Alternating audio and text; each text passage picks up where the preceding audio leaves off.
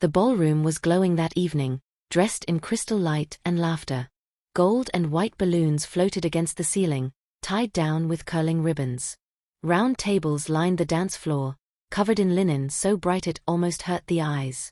On each table sat tall vases overflowing with roses and lilies, their petals dusted with glitter, the kind that stuck to your fingers if you touched them. The whole place smelled like money, like someone wanted to prove a point. I sat quietly, hands folded in my lap, trying to keep my thoughts from drifting too far into the past.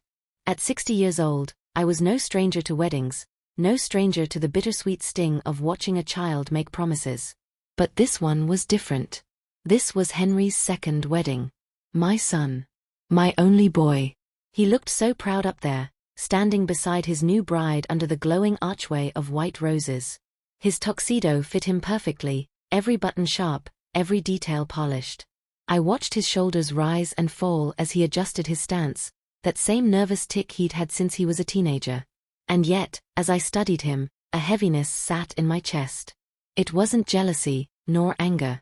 Just unease. Beside me, my 10-year-old granddaughter, Clara, shifted in her chair. She was too small for her seat, her legs dangling, her shiny black shoes barely brushing the floor. She had her mother's curly brown hair tied back with a ribbon and Henry's stubborn jawline. She wasn't supposed to be at this wedding.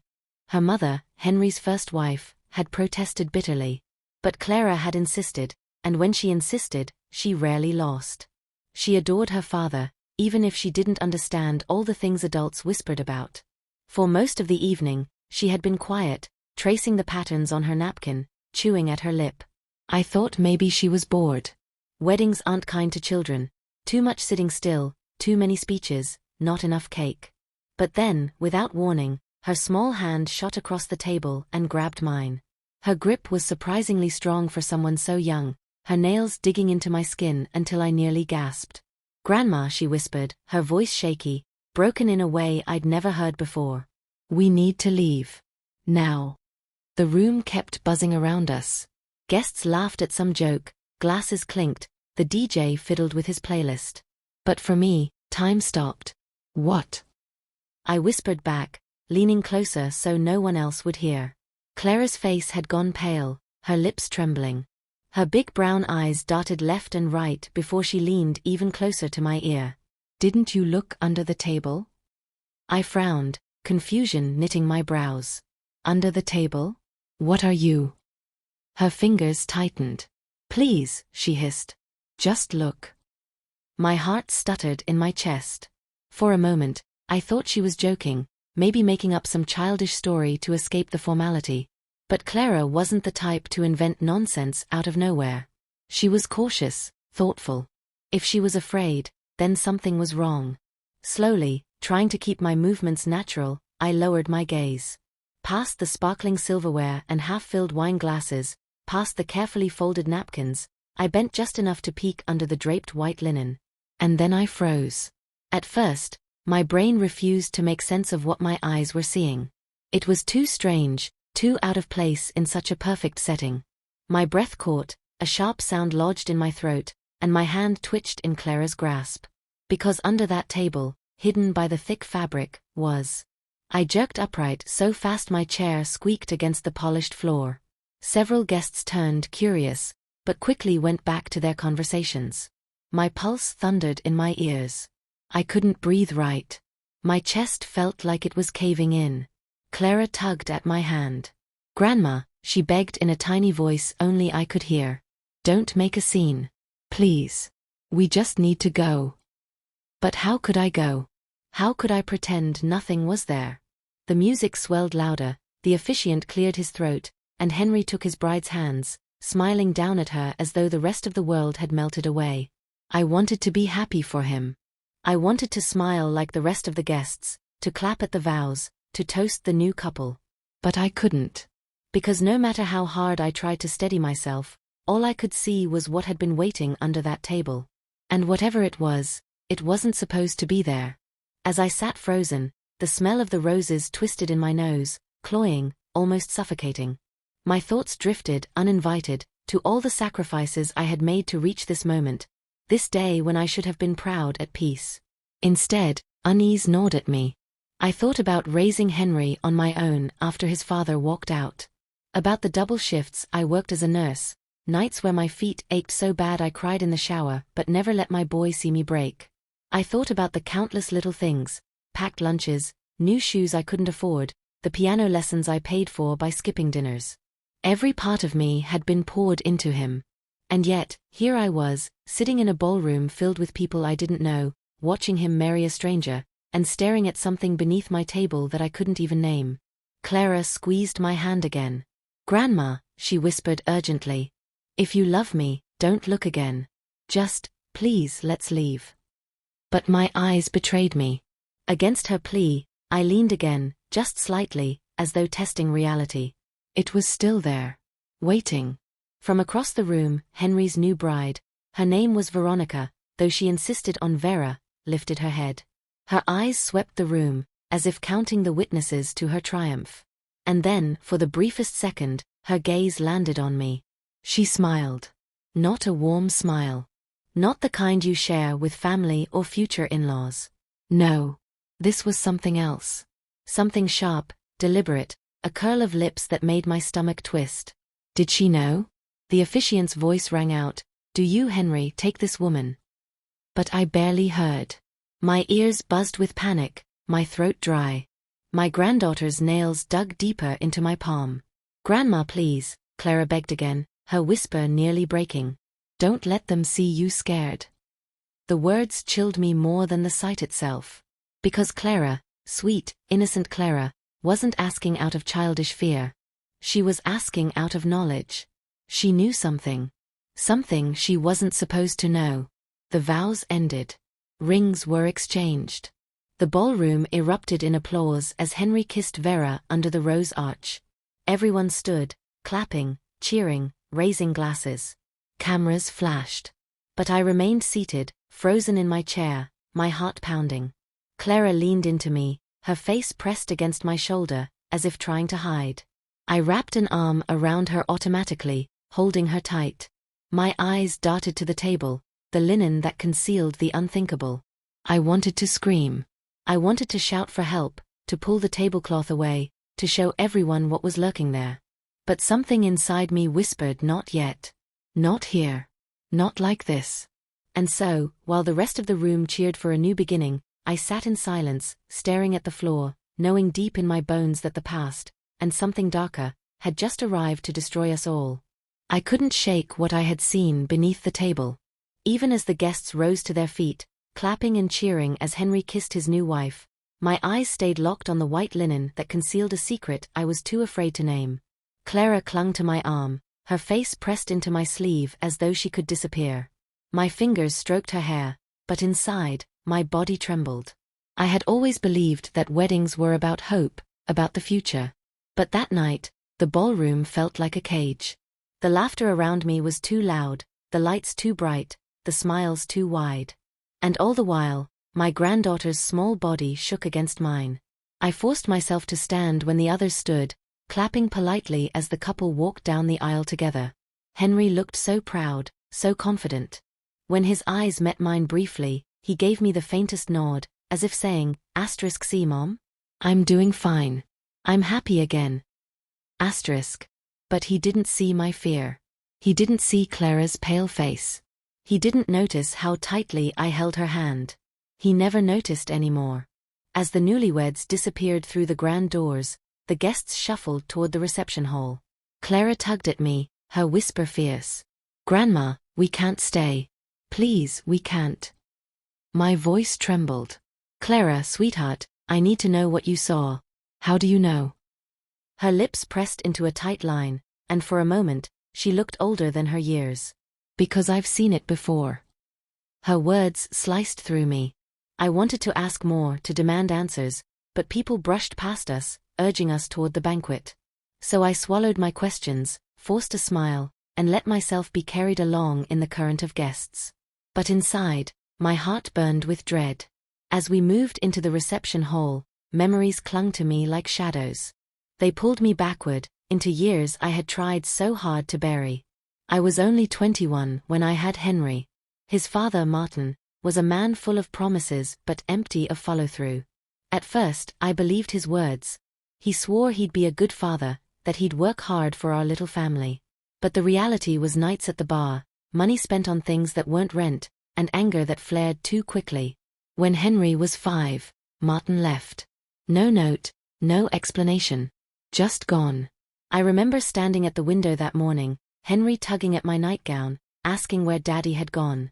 I lied, told him his father was away for work. But I knew. He wasn't coming back. From then on, it was just us. I worked double shifts at St. Mary's Hospital as a nurse, scrubbing blood off my hands between patients, pushing gurneys down endless hallways, trying to ignore the ache in my knees. Nights were the worst. I'd pick Henry up from the neighbor who watched him, heat up a can of soup, and collapse beside him on the couch while cartoons flickered on the TV. Sometimes I'd fall asleep sitting up, still in my scrubs, while Henry rested his little head on my lap. I gave him everything I could. Birthday cakes baked at 2 in the morning, Christmas gifts bought on clearance but wrapped with care, hugs that I hoped would make up for everything he lacked. I told myself that if I loved him enough, if I sacrificed enough, he'd never feel the hole his father left. But children grow, and love doesn't always shield them from the world. By the time Henry was a teenager, he had started to resent me. He wanted nicer clothes, a better car, more money for sports and outings. He hated that I worked so much. Once, in a moment of anger, he shouted, "If Dad were here, things would be better." The words broke me in ways no night shift ever could. Still, I kept giving.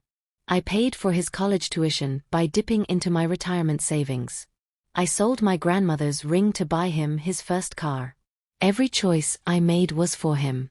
And when he married his first wife, Lydia, I thought finally, he had found stability. Lydia was kind, a schoolteacher with a gentle heart. I adored her. When Clara was born, I thought my sacrifices had bloomed into something beautiful. But Henry changed. Maybe it was the stress of work, maybe the lure of freedom. He began to drink more, stay out later. He treated Lydia with impatience, snapping at her over small things. I saw shades of Martin in him, and it broke my heart. The divorce came when Clara was 6. Lydia left, tired of being the only one trying. Henry fought for custody, but the court granted Lydia full rights. He was allowed visits, but only supervised at first. I stayed out of the legal mess, though every bone in me wanted to scream. I thought that would be the end of his recklessness. But then came Vera. She was younger, glamorous, with a laugh that sounded rehearsed. From the moment I met her, I felt something cold. She never looked at me directly. She never asked about Henry's past, or Clara, or the life we'd lived. She only talked about vacations, new houses, promotions. She wanted the world, and she expected Henry to give it. And now, here I was at their wedding, my hands still trembling, my granddaughter begging me to leave. The reception was loud. The DJ blasted music, waiters carried trays of champagne, children darted between tables. I tried to act normal, tried to smile when people greeted me, but my heart wouldn't settle. Every time I glanced at Clara, she looked back with wide, terrified eyes. Finally, when no one was watching, I bent down close to her. "Clara, baby, you need to tell me. What did you see under the table?" Her voice was barely a whisper. It wasn't the first time. I saw it once at Mom's house too. In the kitchen, at night. I thought maybe I was dreaming. But it was the same thing, Grandma. The exact same. Her hand trembled in mine. "It follows me." My blood went cold. I wanted to tell her she was mistaken, that it was just her imagination. But I couldn't. Because I had seen it too. And no matter how much I tried to deny it, the memory of its shape, its presence, was burned into my mind. I scanned the room. Vera laughed at something one of her bridesmaids said, tossing her hair back, her hand gripping Henry's arm. She looked radiant, untouchable. But when her eyes flicked toward me, I swore I saw a flicker of something. Mockery, maybe even triumph. Did she know? I sipped from a glass of water, trying to calm my shaking hands. Around us, people danced and cheered, oblivious. And all I could think was that whatever lived under that table, whatever Clara and I had seen, it wasn't done with us yet. And maybe, just maybe, Vera knew exactly what it was. The music thudded through the reception hall, shaking the floor with every beat. Guests clapped, some already tipsy from champagne, their laughter ringing out above the DJ's voice. To anyone watching, it was a celebration, a moment of pure joy. But to me, it felt like a stage. Like we were all actors pretending the world wasn't tilting under our feet. I sat stiffly at the round table, my hand wrapped tightly around Clara's. She hadn't touched her plate, though waiters had laid out roasted chicken and mashed potatoes in front of her. She kept her eyes low, her small body pressed against mine, her trembling giving her away. I couldn't pretend anymore. Not after what I had seen. I had tried to tell myself it was a trick of the light, a shadow cast by the chandelier. But shadows don't breathe. Shadows don't stretch and coil like living things. When I first bent down, I thought it was fabric bunched beneath the table, maybe the bough from someone's chair sash. But then it moved, slowly, deliberately. A long, pale arm dragging itself across the carpet. Fingers too thin, too sharp, curling against the floor like talons. The nails were black, cracked. At the end of that arm, in the darkness, a face peeked out. It wasn't a child's imagination. It wasn't a trick. The face was grey hollow. Its eyes were wide, bottomless, two pits of hunger. Its mouth stretched impossibly long, lips split as though it had been smiling too wide for too long. And when its gaze met mine, I felt something slide into my chest, a coldness, as though it had reached inside me. I jerked up so fast my chair nearly toppled, heart hammering. And I knew then. I knew Clara hadn't been lying. The thing was real. Now, sitting there with my granddaughter pressed against me, the clinking of silverware and bursts of laughter seemed surreal. How could everyone else not feel it? How could they sit there, eating and drinking, while something monstrous crouched in the shadows, unseen? I leaned close to Clara, whispering so low I could barely hear myself. "Sweetheart, how long have you been seeing it?" Her eyes flickered up at me, filled with fear too old for a 10-year-old girl. "Since Mom and Dad split up. Sometimes it's in my room. Sometimes it's in the hall.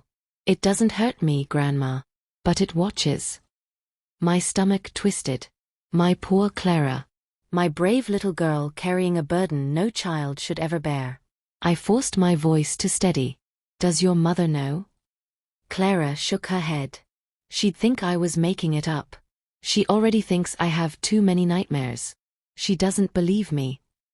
"And Henry?" I didn't even need to ask. My son had become so wrapped in his own life that he wouldn't notice even if Clara screamed it at him. I straightened in my chair, my eyes scanning the hall. The linen draped around our table shifted slightly, as though brushed from underneath. I stiffened, pulling Clara closer. No one else noticed. All around us, guests raised their glasses, cameras flashed, Vera's laugh rang out like a bell. That's when I saw her again. Vera, my son's new wife. She was seated now at the head table, radiant in her gown, her hands resting delicately on Henry's arm. But her eyes weren't on him. They were on me. That same smile curved her lips. Thin. Knowing. And in that instant, I knew she wasn't surprised by what lurked beneath the table. She expected it. I wanted to get up, to take Clara and leave. My legs begged me to stand, to flee into the night.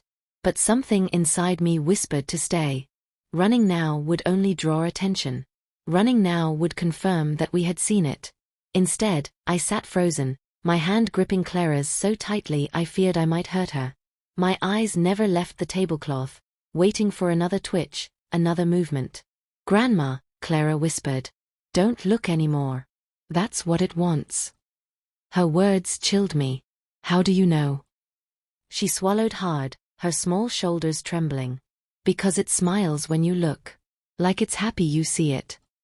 A shiver ran through me. The night stretched on painfully.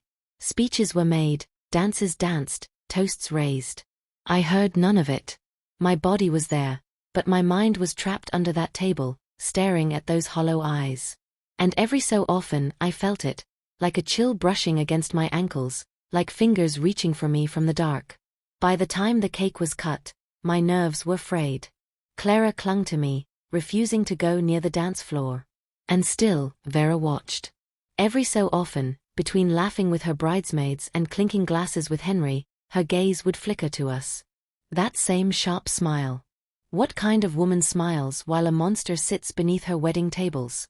As I sat there, I thought back to the day I first met Vera. It had been at a coffee shop months ago. Henry had insisted I come, said he wanted me to meet someone special. I arrived in my nurse's uniform, exhausted from a 12-hour shift, hair pulled back messily. Vera sat across from him, perfect hair, perfect nails, her latte untouched. When Henry introduced us, she extended her hand politely. Her skin was ice cold. Her eyes flickered up and down, calculating. I remember thinking, asterisk, this woman doesn't love him. She loves the idea of him. Asterisk. And now, watching her across the hall, that memory twisted darker. Maybe she hadn't loved him at all. Maybe she had loved something else. By the time the evening wound down, my body ached from holding so much tension. Guests began to leave, hugging the couple, gathering coats. I stood slowly, keeping Clara close to me.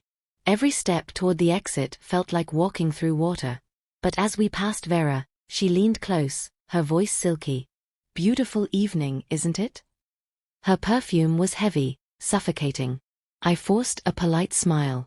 Yes. Very. Her eyes lingered on Clara, then back to me. And she whispered, so soft only I could hear, "It likes you." My blood ran cold. Before I could respond, she turned, laughing at something one of her bridesmaids said, her hand sliding back into Henry's. I walked out of that hall in silence, my heart slamming against my ribs. Clara's small hand never left mine. We didn't speak until we were in my car, the door shut, the world finally muffled. Then Clara turned to me, her voice barely above a whisper. "Grandma, now do you believe me?" I looked into her trembling eyes, and for the first time, I couldn't give her comfort. Because the truth was too heavy. Too terrifying. "Yes, baby," I whispered, tears stinging my eyes. "I believe you." And as I started the car, one thought refused to leave my mind. That thing wasn't done with us. Not by a long shot.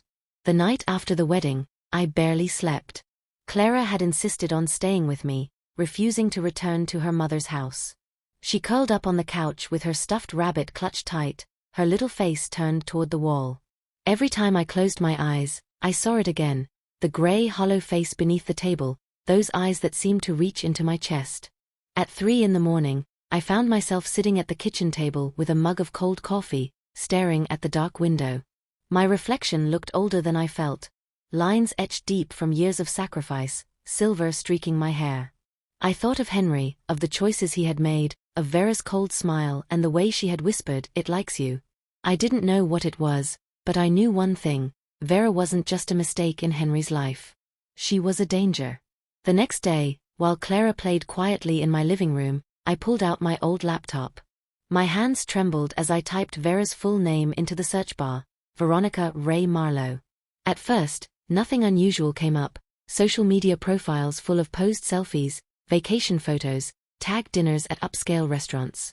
She looked exactly like the woman she wanted the world to believe she was, polished, successful, enviable.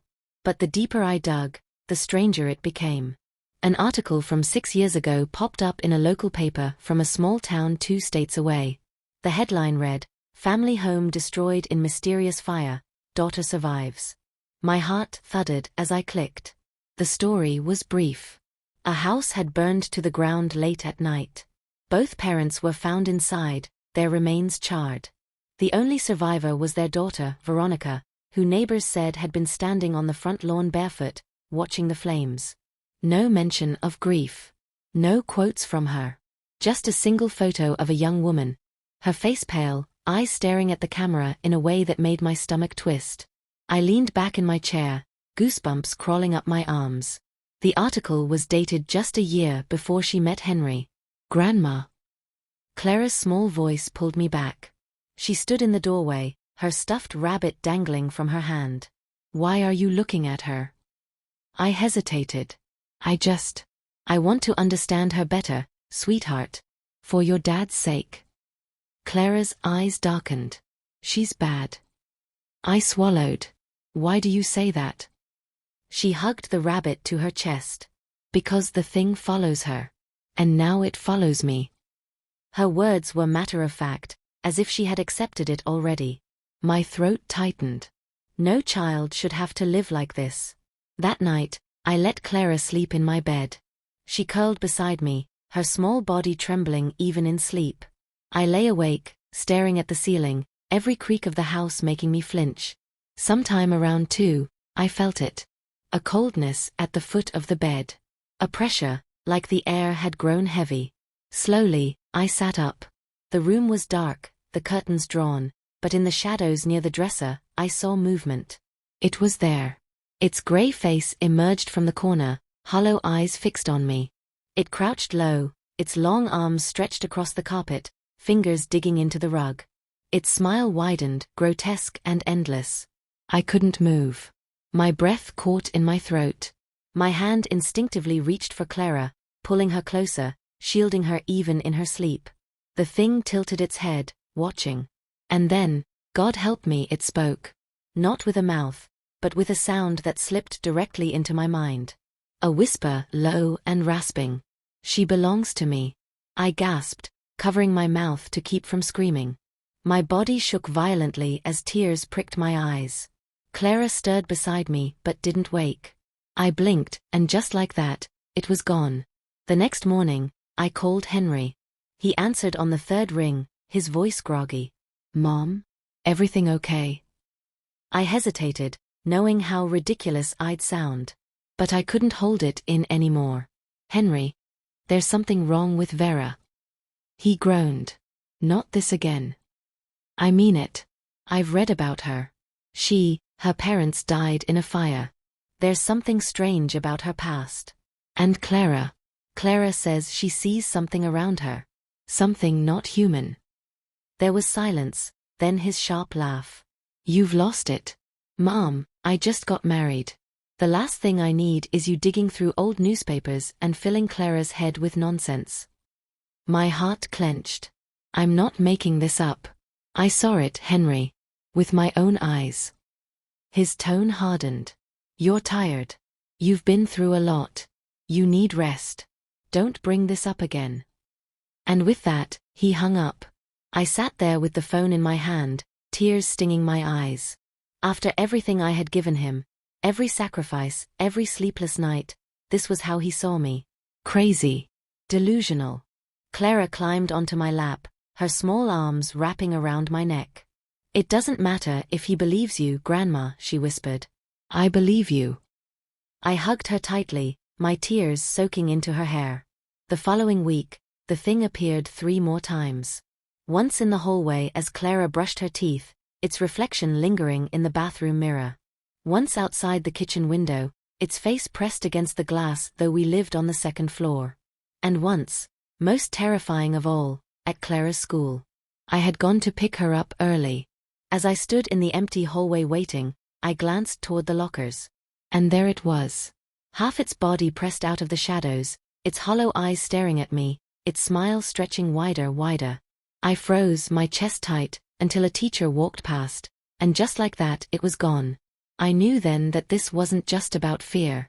This thing wasn't content with hiding. It was growing bolder. And Vera. Somehow, she was at the center of it. That night, I returned to my laptop. I searched deeper, scrolling through old forums, message boards, anything connected to the Marlowe family. Finally, I stumbled across a thread on a forgotten site. The title caught my breath, The Marlowe Curse. The posts were old, some more than a decade back. Users whispered about the family being tied to strange rituals, about sightings of shadow figures around their property. One even claimed the family had made a bargain generations ago, that in exchange for wealth and beauty, something dark would always claim the youngest daughter. I leaned back, my stomach churning. Vera hadn't escaped that fire by accident. She had inherited something. And now, by marrying Henry, by being near Clara, she had brought it straight into our lives. As I sat in the glow of the screen, a single thought echoed in my mind. If I didn't stop this, it would take Clara. And I couldn't let that happen. For 3 days, I prepared myself to confront Vera. Every night, I sat awake with Clara asleep in my bed, whispering silent promises to her that I would protect her no matter what it cost me. Every creak of the floorboards made my heart thunder. Every shadow seemed to stretch too long, holding its breath, waiting. By the time Friday came, my nerves felt like raw wire. I couldn't keep waiting. I couldn't keep pretending. If I did, Clara would be lost to that thing, or worse. I decided to face Vera directly. Henry and Vera lived in a modern townhouse across town, polished and sleek, like something pulled from a magazine spread. As I walked up the stone steps, my palms sweated so badly I almost dropped my handbag. My heart screamed at me to turn back, but my feet moved anyway. I rang the bell. The door swung open, and there she stood. Vera's beauty was undeniable. Dark hair spilling down her shoulders, flawless skin, eyes that sparkled as if she'd never known hardship. But the longer I looked, the more that beauty unsettled me. It was too perfect. Like porcelain. Like something crafted rather than born. "Mother-in-law," she said smoothly, her lips curving into that practiced smile. What a surprise. I swallowed. "We need to talk." Her smile didn't falter, but her eyes flicked over me, calculating. "Of course. Come in." The inside of their home smelled faintly of lavender and smoke. Not cigarette smoke. Something older. Something that clung to the walls. Vera led me into the kitchen, where she poured 2 glasses of wine without asking. She slid one toward me across the island. I didn't touch it. She raised hers, sipping elegantly, watching me over the rim of the glass. "So, what is it you've come to say?" I steadied my voice. "I know about your parents. The fire." For the first time, something flickered in her expression. Her smile faltered, just slightly, before snapping back into place. "That was a tragedy. One I prefer not to discuss." I leaned forward. "And I know about the Marlowe family. The curse." Her hand stilled on the glass. The room seemed to tighten around us, the air pressing heavy against my chest. Slowly, she set the glass down. "Well," she said softly, "I suppose I underestimated you." Her tone had changed. No longer warm, no longer rehearsed. There was steel in it now. "You've seen it, haven't you?" she asked. My blood ran cold. "Yes." Her lips curved, not into a smile but into something sharper. "Then you understand. It has always been with me. From the moment I was born." I clenched my fists. "Why Clara? She's just a child." Vera's eyes glittered. "Because it craves innocence. It feeds on it. My family promised it long ago, an offering every generation. But I've given it nothing." She tilted her head, studying me like a scientist observing a specimen. "Until Henry. Until Clara. Do you see now? She was never truly yours to protect. She was always meant for it." My stomach turned, bile rising in my throat. I wanted to lunge across the counter, to tear that smug expression from her face, but my body was frozen. "You're a monster," I whispered. She laughed. The sound was rich, smooth, terrifying. "No. I'm a survivor. My parents burned because they refused to keep the pact. I learned from their mistake." The lights flickered. Somewhere deeper in the house, I heard a faint scraping sound, like claws dragging across wood. My breath quickened. "It's here, isn't it?" I asked. Vera's smile widened. "It's always here." The scraping grew louder, echoing through the walls. My eyes darted toward the hallway, where shadows seemed to ripple unnaturally. I pushed my chair back, heart pounding. "Stay away from Clara." Vera leaned closer, her voice a whisper. "You can't protect her. Not forever. And the more you fight, the hungrier it becomes." I stumbled to my feet. My legs felt weak, trembling. "I won't let you take her." Her laughter followed me as I backed toward the door. "Oh, grandmother. It's not me you should fear. It's what loves me." I fled the house. The air outside was cold and sharp, but I couldn't breathe deeply enough. My chest ached with panic, with helplessness. I scrambled into my car, fumbling with the keys, and as the engine roared to life, I glanced up at the window. Vera stood there, watching me. Her hand pressed against the glass, her lips curving in that same perfect smile. And behind her, just for a moment, I saw it. The hollow-eyed thing, its face pressed close beside hers, its grin mirroring her own. I sped away, tears blurring my vision. That night, Clara woke screaming. She clutched her throat, gasping as if something invisible had its hands wrapped around her neck. I rushed to her side, shaking her awake, whispering her name until finally she blinked, sobbing in terror. "It was here," she cried. "It was on me. It was on me."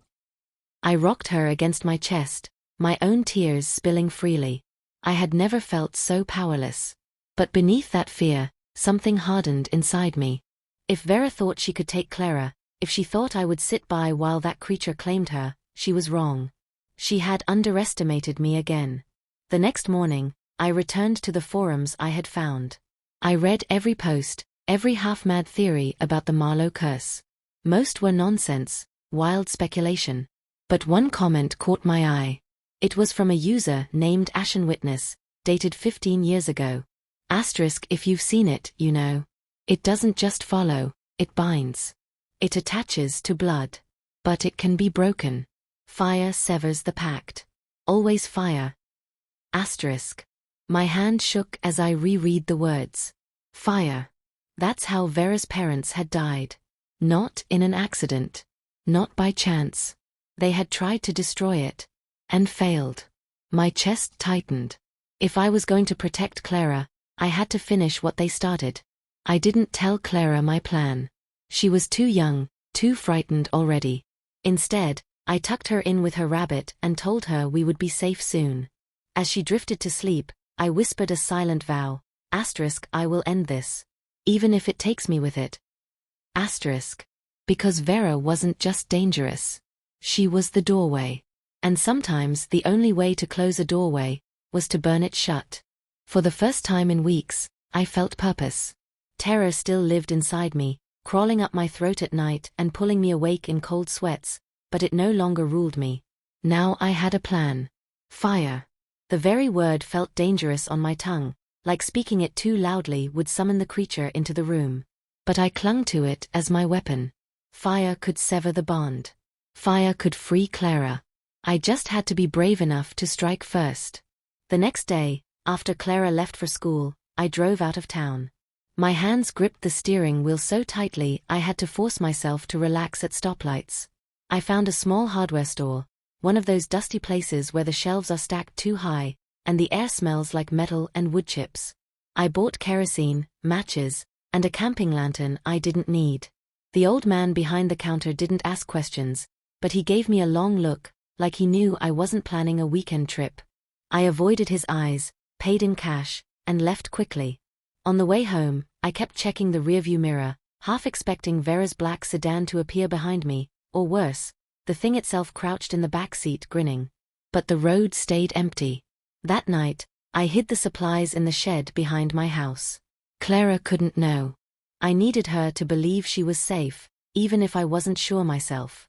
I stood there in the dark, the smell of kerosene sharp in the air, and whispered, "If fire is what it takes, then fire is what you'll get." The words tasted like steel. But when I went inside, Clara was waiting at the kitchen table, her homework spread out in front of her, untouched. "Grandma," she said softly, "why are you so scared all the time?" Her eyes searched mine, too wise for a 10-year-old. I felt a lump rise in my throat. How could I tell her the truth? That the woman her father loved had invited a monster into our lives. That every night I expected to wake up to her screams? I knelt down and brushed her hair back. "Because I love you," I said. "And when you love someone, sometimes you get scared of losing them." She nodded slowly, then wrapped her arms around my neck. "I'm not going anywhere. I promise." I hugged her back, but my heart ached with the truth. Promises meant nothing when shadows hunted you. 2 days later, the first sign came that Vera already knew. It was a Thursday evening. I had just finished dinner with Clara when Henry showed up unexpectedly. He looked tired but cheerful, carrying a bag of groceries like it was some grand gesture. "Thought I'd stop by," he said, setting the bag down. "Vera made too much lasagna last night. Figured you and Clara could use some." The moment he said her name, Clara stiffened beside me. I felt it too, a shift in the air, like the temperature had dropped. I forced a smile. "That's kind, Henry." He unpacked the dish, humming under his breath, but when he set it on the counter, I noticed something strange. The tin pan was warm. Not fresh out of the oven warm, but living warm. Like it had been carried by more than human hands. I pushed it aside quickly. "We already ate. We'll save it for tomorrow." Henry shrugged. "Suit yourself." But later that night, when Clara went to bed, I opened the foil covering. The lasagna looked ordinary enough, but when I leaned close, my stomach lurched. It smelled like smoke. Not from cooking. Like charred wood. Like a house burned down to ash. I dumped it straight into the garbage and buried it under coffee grounds. Vera wasn't just waiting. She was sending messages. The next day, Clara's school called. "Mrs. Ellison?" the secretary said. "We just wanted to check if Clara's feeling all right. She didn't come in today." I nearly dropped the phone. "What?" "No, she left this morning. I walked her to the bus myself." There was a pause. She never arrived. My blood froze. I tore through the house, calling Clara's name, opening closets, checking the yard. Nothing. My vision blurred with panic as I dialed Henry. He answered on the second ring. "Henry, where's Clara?" "What do you mean?" His voice was calm, too calm. "She didn't make it to school. Don't play games with me." There was silence. Then, softly, "She's with Vera." I staggered, my knees nearly buckling. "You let her?" "Henry, how could you?" "Mom," he cut me off, his tone icy, "you need to stop interfering. You're making things worse. Vera says Clara will be safer with us for a while." I wanted to scream, to reach through the phone and shake him until his blindness shattered. But all I managed was a whisper. "She's not safe with her. She's never been safe with her." Henry sighed, like I was the one who had lost my mind. "Good night, Mom." The line went dead. I stood there, trembling, the phone pressed uselessly to my ear. My baby girl was gone. Taken into the lion's den. I ran to the shed, ripped the top off the kerosene, and grabbed the matches. My plan had shifted. I couldn't wait anymore. I had to bring the fire to Vera's house. That night, I drove across town, my car loaded with the fuel cans. The streets blurred past, my mind burning hotter than the flames I was about to unleash. I parked a block away and sat for a long time, staring at the townhouse. The windows glowed warmly, shadows moving inside. Somewhere in there was Clara. Somewhere in there was the thing. I whispered a prayer I hadn't spoken in years. "God, give me strength." Then I stepped out of the car. I crept toward the side gate, cans in hand, the cool night air biting at my skin. My heart hammered so hard I thought it would give me away. I poured the kerosene along the outer walls, the smell acrid, my hands trembling. But as I struck the first match, I heard it. A laugh. Soft, feminine, familiar. Mother-in-law. I spun around. Vera stood there in the yard, her nightgown flowing in the breeze, her hair cascading down her shoulders. She wasn't surprised. She wasn't even angry. She was waiting. Beside her, in the shadows of the house, it moved. Crawling, stretching, unfolding like a spider rising onto its legs. Its eyes burned like dying embers. Its smile spread wide, too wide, teeth glinting like shards of glass. And then, from the upstairs window, I heard it, Clara's scream. My match slipped from my fingers. Vera's smile gleamed in the dark. "You're too late." The scream ripped through me like a blade. Clara's voice, high and terrified, echoed from the upstairs window. My body moved before my mind could think. I lunged toward the front door, clutching the can of kerosene like a weapon, but Vera's laughter stopped me in my tracks. "You really thought it would be that easy?" she said, stepping closer. The porch light illuminated her face, still perfect, still porcelain, but her eyes no longer sparkled. They burned. Behind her, the thing shifted, its body rippling like tar come alive. Its limbs bent at wrong angles, its head tilting with unnatural curiosity. It was larger than before, its grin so wide I could see rows upon rows of teeth like broken glass. "Clara!" I screamed, voice cracking. "Grandma!" Her muffled cry came again, somewhere above me. She was alive. She was fighting. I turned back to Vera, my fury drowning the fear clawing at my chest. "Let her go." Vera's smile widened, but it was no longer human. "She doesn't belong to you anymore." I hurled the can of kerosene at her feet. The liquid splashed across the grass, darkening it, soaking into her nightgown. Her expression didn't change. I lit a match. The tiny flame trembled in the night air. "Take one step toward me," I growled, "and I swear I'll burn us all." The creature hissed, a sound like steam escaping pipes. It recoiled from the match, its body writhing. For the first time, Vera's composure cracked. Her lips pulled back, revealing sharpness beneath the beauty. "You don't know what you're doing." "Oh, I do," I said. "I'm ending this." I struck the match against the wall, letting the flame lick the wood, daring it to spread. Vera shrieked, not with fear but with rage. The thing shrank back, slithering toward the shadows of the house. Clara's scream came again. Louder. Desperate. I bolted inside. The house swallowed me whole. The air was thick, suffocating, like smoke already lingered though no fire yet burned. The walls pulsed faintly, the wallpaper peeling as if alive. My footsteps echoed unnaturally, and every doorway seemed darker than it should be. "Clara!" I shouted, running up the stairs 2 at a time. A door slammed shut at the end of the hall.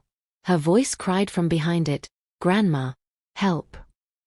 I threw myself against the door. It didn't budge. My shoulder ached, but I kept ramming it until it cracked. Finally, with one last shove, it burst open. Clara was there, curled on the floor, her little hands clutching her rabbit so tightly the seams had torn. Her face was streaked with tears. I dropped to my knees and pulled her into my arms. "I've got you, baby. I've got you." But the relief lasted only seconds. The shadows along the walls moved. Slowly, deliberately, they peeled away from the corners, gathering into the shape of the creature. Its body stretched across the ceiling, its head hanging upside down, grinning at us. Clara whimpered, burying her face in my chest. My hands trembled as I pulled the last match from my pocket. "I know what you want," I said, forcing my voice steady. "But you can't have her." The thing laughed. A deep, guttural sound that rattled the walls. Vera stepped into the room, her face calm again, her nightgown untouched by the kerosene. She tilted her head, eyes gleaming. "You can't fight it, Margaret. It's stronger than fire. Stronger than faith. Stronger than you." Her words dug at my doubts, feeding my fear. But when Clara's tiny fingers clung tighter to my arm, something inside me hardened. I had lived 59 years. I had survived loneliness, heartbreak, poverty, and loss. I had given everything for my family. And I wasn't about to let it end here. "You think I'm weak," I whispered, tears burning my eyes. "But you've forgotten one thing." Vera sneered. "And what's that?" I struck the match. The flame flared to life, small but fierce. "I've got nothing left to lose." I threw the match onto the soaked rug just as Vera lunged. The fire exploded upward, racing across the kerosene I had dragged in on my shoes. The creature shrieked, its form twisting violently, retreating from the flames. Vera screamed, her perfect features warping, melting into something raw and monstrous. I grabbed Clara and ran, shielding her from the heat. The fire spread fast, licking up the walls, devouring the curtains. Smoke filled my lungs as I stumbled toward the hallway. Behind me, Vera shrieked my name. "You can't stop it. You'll only feed it." The creature lashed out, its shadowy limbs stretching, clawing at my back. Pain seared across my shoulders, but I forced myself forward, Clara clinging to me. Down the stairs. Through the smoke. Toward the door. Every step felt like walking through hell. The fire roared around us, the creature's screams mixing with Vera's, a chorus of rage and hunger. I burst through the front door just as the ceiling above gave way with a deafening crash. We tumbled onto the lawn, coughing, gasping, clutching each other. The house burned behind us, flames clawing at the sky. I thought it was over. I wanted it to be over. But as I looked up, I saw them. Through the firelit window, Vera stood untouched in the inferno, her face pale, her eyes glowing. And beside her, the creature loomed larger than ever, feeding on the flames, its grin stretching impossibly wide. And then Vera whispered something I could hear even across the fire. "This is only the beginning." I held Clara tighter, rocking her against me as sirens wailed in the distance. But my heart knew the truth. Burning the house hadn't killed it. If anything, it had made it stronger. The fire devoured the townhouse, flames clawing higher and higher, but still Vera stood inside. Her pale face glowed against the blaze, untouched, her eyes locked on mine as though she could see straight into my soul. And beside her, the creature swelled, feeding on the inferno, its grin spreading until it seemed to split the night itself. I staggered backward, clutching Clara to my chest. My lungs ached, my skin blistered from the heat, but I couldn't look away. The fire wasn't killing them, it was giving them power. The sirens wailed louder, fire trucks rounding the corner, but I knew in my bones no water could quench what lived inside that house. "Grandma," Clara whimpered, her small hands gripping my collar. "Make it stop." I wanted to tell her I could. That I was strong enough. That fire or faith or fury would be enough to end this nightmare. But the truth sat heavy on my chest. I was losing. Until I remembered the words from that old forum post. Asterisk, it doesn't just follow, it binds. It attaches to blood. Asterisk. Blood. Not buildings. Not objects. People. Families. It wasn't the house that mattered. It was us. And if it was bound to us, then maybe I could take it with me. I kissed Clara's hair, breathing in the scent of smoke and childhood. "Listen to me, baby," I whispered. "You're going to live. You're going to grow up, go to college, fall in love, and have everything I never had. But you have to be brave." She pulled back, her eyes shining with tears. "What do you mean?" I swallowed hard. "It wants me now. Not you." "No," she cried, shaking her head. "No, Grandma, don't leave me. Please don't leave me." Her words tore through me, deeper than any wound. But love is stronger than fear. Stronger than monsters. Stronger than even death. I pressed her hands into mine. "Run to the firemen. Don't look back. Do you hear me? Don't look back." She sobbed, shaking, but finally nodded. "I love you more than life," I whispered. Then I stood. I walked back toward the burning house. Each step felt heavier, my body screaming to turn around, to cling to Clara and never let go. But I kept going. Vera's laughter echoed from inside, sharp and triumphant. "Do you see now, Margaret? You can't win." But I knew something she didn't. I wasn't trying to win. I was trying to end it. I stepped through the threshold. The heat seared my skin instantly, but I didn't stop. The creature loomed in the center of the flames, taller than the ceiling, its body writhing like smoke made flesh. Its eyes locked onto me, its grin stretching wider. I raised my arms. "Take me." The thing screeched, lunging forward. Its shadowy limbs wrapped around me, cold despite the fire. Pain shot through my veins as it poured into me, a darkness heavier than death itself. My vision blurred, my body convulsed, but I held on. Because I had one last match. With trembling hands, I pulled it from my pocket. My clothes were already soaked in kerosene from earlier. My body had become the offering. I struck the match. For one brief second, the flame danced in front of me, fragile yet eternal. I thought of Clara's smile, her laughter, the way she called me Grandma, like it was the safest word in the world. Then I dropped the flame onto myself. Fire consumed me instantly. The creature shrieked, its body writhing in agony as it burned from the inside out. Vera screamed, her beauty peeling away like ash, revealing something twisted and hollow beneath. The fire wasn't feeding them now. It was devouring them. Because it wasn't just fire anymore. It was love. It was sacrifice. It was me. The pain was unbearable, but with it came peace.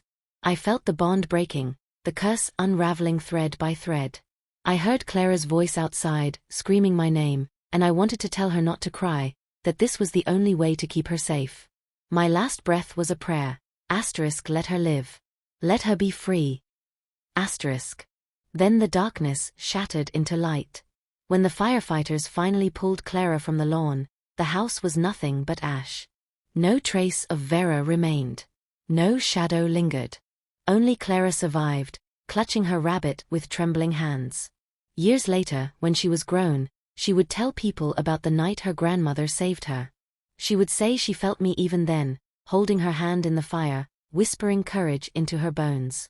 And sometimes, when the night was too quiet and the world too dark, she would swear she saw me. A woman in the corner of her room, smiling softly, watching over her. Not a shadow. A light. My love. Did you like my story? And which city are you listening from? Let's meet in the comments. If you like the story, you can support me by sending a super thanks so I can keep bringing more stories like this. Thank you so much for your sweet support. I'm looking forward to your comments on the story. On the screen, you can see 2 new life stories that I highly recommend. There's so much more on my channel. Don't forget to subscribe. See you in the next life story.